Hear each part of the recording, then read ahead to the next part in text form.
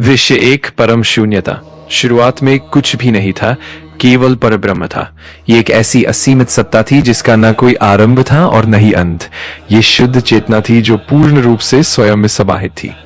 दृश्य दो, रचना की इच्छा। जब परब्रह्म ने रचना की इच्छा की तभी एक कंपन उठा। उस कंपन से पहला नाद ओम उत्पन्न हुआ। इसी नाद से महातत्व का जन्म हुआ और उससे तीन गुण सत्व, रजस और तमस प्रकट हुए। दृश्य तीन, पंच महाभूत और इंद्रियां।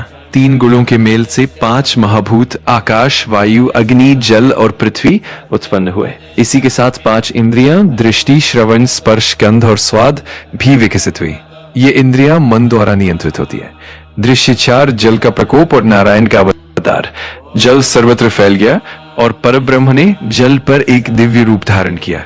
दृश्य पांच, स्वर्णिम अंडा और ब्रह्मांड। परब्रह्म ने अपना बीज जल में डाला और जल ने उसे एक स्वर्णिम अंडे ब्रह्मांड में बदल दिया। नारायण ने उस अंडे में प्रवेश किया और विष्णु कहलाए, जो संरक्षण करने वाले देवता है। दृश्य छह, हिरण्यगर्भ का प्रवेश। जब ब्रह्मा उस स्वर्णिम अंडे के भीतर प्रवेश करते हैं तो वह अंडा हिरण्यगर्भ कहलाता है। इसमें विष्णु का अवतार सृष्टि के संरक्षण का कार्य करता है। दृश्य सात, ब्रह्मा का जन्म। विष्णु की नाभि से कमल फूल खिलता है और उस कमल से ब्रह्मा का जन्म होता है। ब्रह्मा सृष्टिकर्ता होते हैं और उन्हें कई नामों से जाना जाता है, जैसे पद्मयोनि और नाभिजा। दृश्य आठ, अंडे का विभाजन। ब्रह्मा उस स्वर्णिम अंडे को दो हिस्सों में विभाजित करते हैं। ऊपरी हिस्सा स्वर्ग बनता है, निचला हिस्सा पृथ्वी और दोनों के बीच आकाश। इस प्रकार सृष्टि का प्रारंभ होता है। दृश्य नौ, सृजन, संरक्षण और प्रलय।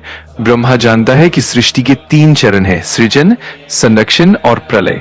हर चक्र के अंत में सृष्टि फिर से आरंभ होती है और ये चक्र अनंत काल तक चलता रहता है।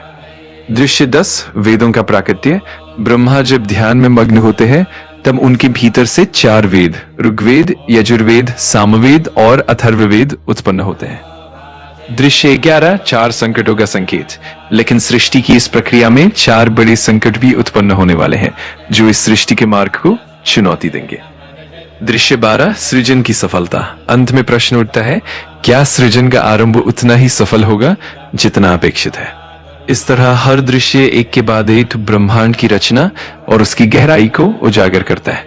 अगर आपको कुछ और भी चाहिए तो मैं खुशी से मदद करूंगा।